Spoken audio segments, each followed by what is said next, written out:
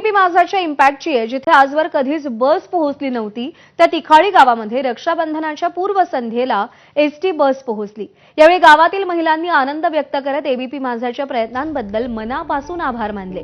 नागपुरातील तिखाडी, उमरा, दुधा या गावांमध्ये आजवर कधीच बस पोहोचली नव्हती, त्यामुळे इथले गावकरी चंपा खापरी रस्त्यावरती जाऊन बस पकडायचे। एबीपी माझाने गावकऱ्यांसाठी आवाज उठवल्यानं आज प्रशासनातील अधिकाऱ्यांच्या उपस्थितीत गावात बस पोहोचली।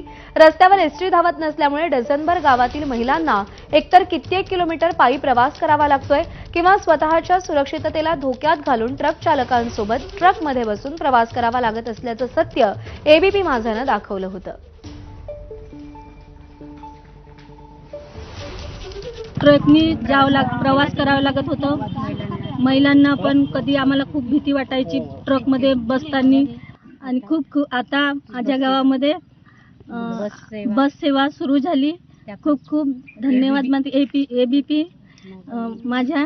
आता म्हणजे बस आमच्या गावात आली तर आम्हाला खूपच आनंद झाला आणि इतक्या वर्षानंतर आमच्या गावामध्ये जे काही दंडाधिकारी आणि तहसीलदार वगैरे आमच्या गावात आले तर आम्ही त्यांचं मनपूर्वक खूप अभिनंदन करत आहोत आणि आमच्या गावातले लोकही खूप त्यांचं म्हणजे मनापासून त्यांचं स्वागत केलं तर आणि त्यांना धन्यवाद देत आहोत। इतक्या वर्षानंतर आमच्या गावात बस सुरू झाली, आम्हाला खूप खूप आनंद झाला। खूप अडचणी येत होत्या, आम्हाला पायी पायी जावं लागत होतं, ट्रकवरती जावं लागत होतं, आणि एबीपी माझा येऊन आमची समस्या शासनापर्यंत पोहोचवली, त्यांचे मनपूर्वक अभिनंदन करते। धन्यवाद। आमच्या गावामध्ये खूप दिवसापासून बसेसचा खूप त्रास होता, पण आम्ही सर्व महिलांनी सायकी फाट्यावर जाऊन समस्या सोडवली आणि एबीपी पत्रकार यांचे मनपूर्वक आभार मानते।